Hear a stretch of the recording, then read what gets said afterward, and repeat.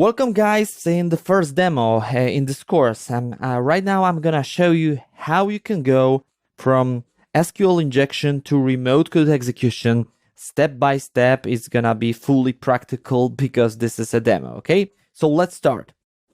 This is a testing web application that I have to show you how this attack works. And this web application is actually an online shopping platform. So what you can do here is you can buy different products and you can also sell different products. You see that there are two available products, Super Secure Firewall and Super Secure Lock. Let me now click, for example, Super Secure Firewall. And what you can see is, the details related to this product. So you can see the price, you can see the description and stuff like that. And in the URL, you can see the parameter named item ID = 13.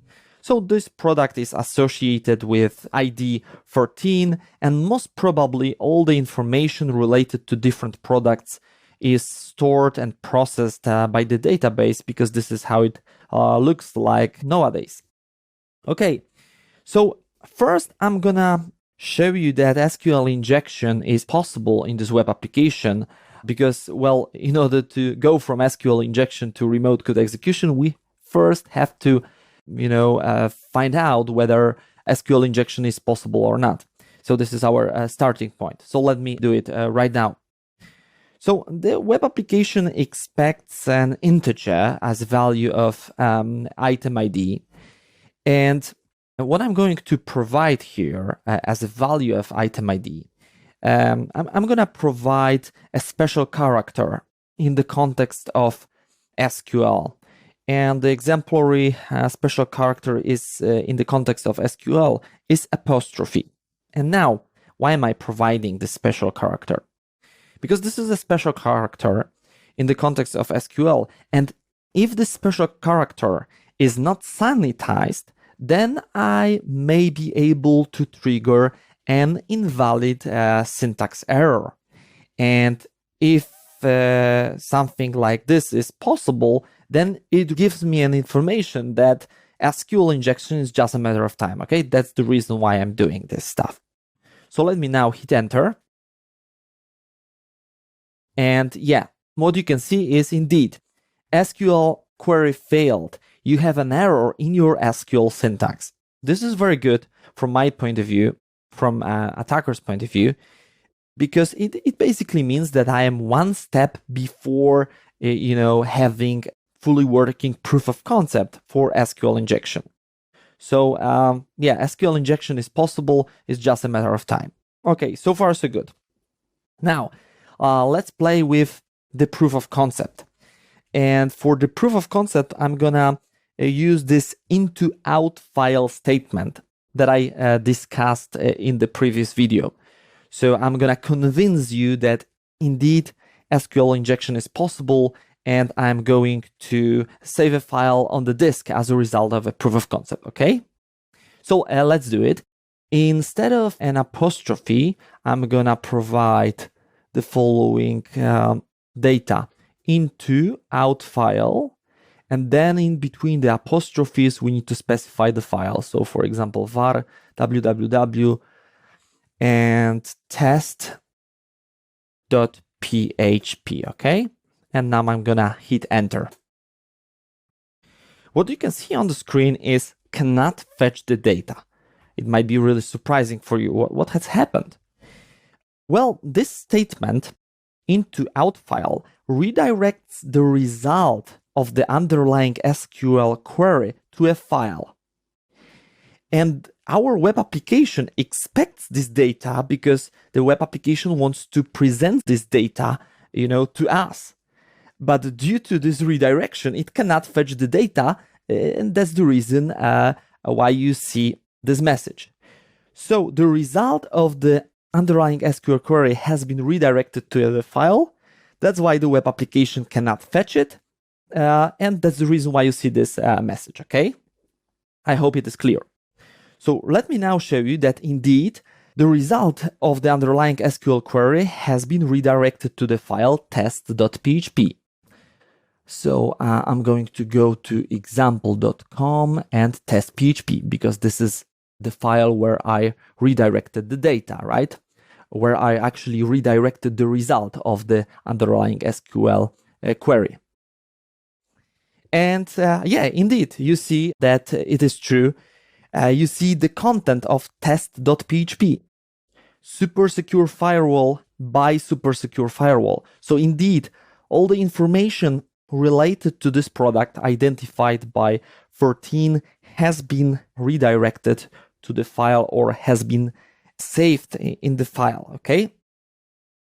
So far, so good. Now you are 100% sure that SQL injection is possible here because this is a fully working proof of concept. Great. The next step is actually installing our backdoor, right?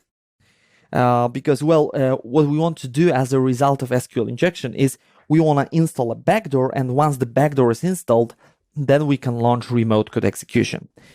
So let me first show you how the source code of the backdoor looks like, and then I'm gonna show you how to save a file on the disk with the attacker controlled data, okay? Because we have to provide attacker controlled data to this file.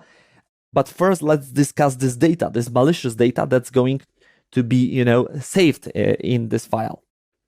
So the source code of our backdoor.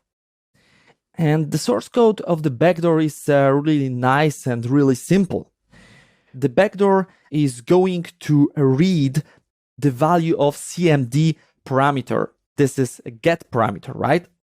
So we are going to provide the shell command via a parameter named CMD. And once this is done, then this command is executed and this is it. So this is how our backdoor works. We're gonna provide our shell command via CMD parameter, get parameter named CMD, and then it is executed and this is how it works. So we've got a very simple one line of PHP code that actually is the essence of my backdoor, right? Okay, now I have to somehow provide this source code of the backdoor to the file. And now let me show you how you can do it. As I explained to you, in my testing web application, we are actually talking about the online shopping platform, right? This is an online shopping platform. We can buy different products, and we can sell different products. And yeah, let's sell a product. I'm gonna show you something. This time I'm gonna sell something. And the name's gonna be like RCE product. Very funny name. RCE product. Price, let it be 10,000 euros. And now the description. Description is gonna be really cool because I'm gonna copy this stuff. And I'm gonna paste it here, okay? So this is my product description. And let me click sell product. Success product has been added to the database. Now let's go to the section buy products. And let me show you something.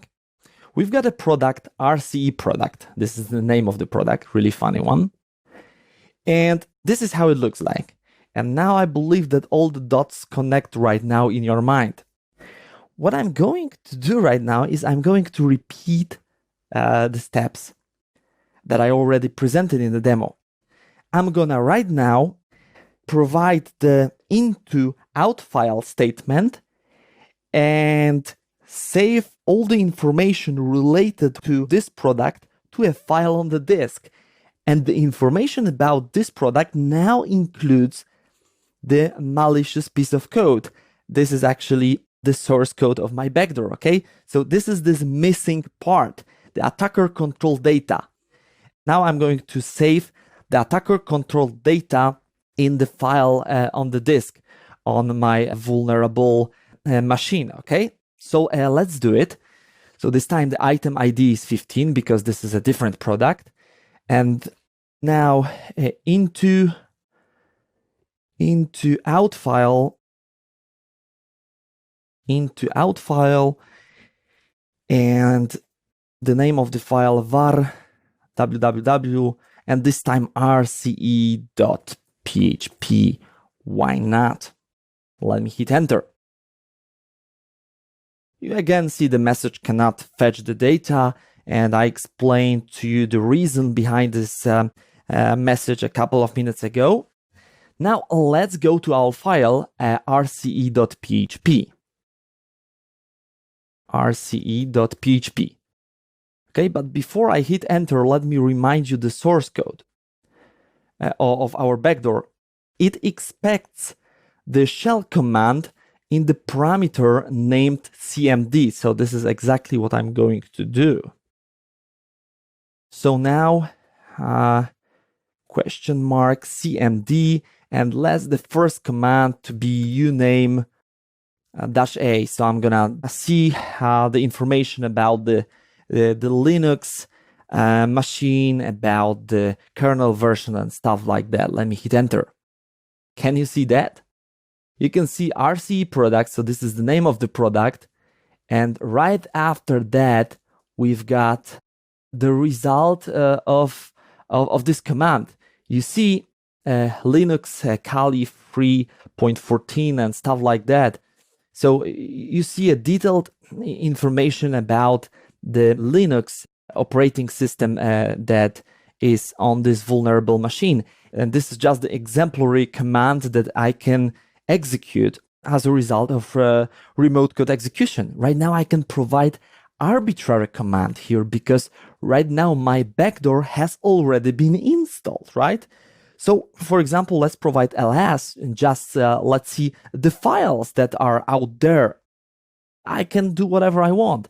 One of the files is, for example, database.yml. So this is the database configuration file. Cool. So let's now do something like that. cat database.yml. So let's see the content of this really sensitive file. It is here. What's interesting here is that, yeah, we've got here the username is root, the password is super secure password, right?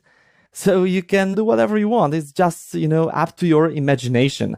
I just provided a few sample commands, and you see I can do whatever I want. I can launch arbitrary command, and the last one that I just executed was just, well, let's see the content of database YML, and you see the password. I can do whatever I want. Now I can provide arbitrary shell command as a value of cmd parameter, and I've got a remote code execution. So this is how it works. I jumped from SQL injection to remote code execution, or in other words, I escalated from SQL injection to remote code execution. Now I've got the most powerful attack, and it basically means that I will get more money at the very end, as a result of participation in the bug bounty program. So this is how it works. I hope that you really like it, and yeah, this is it. I believe it is clear for you. So let me jump to the next attack in our course.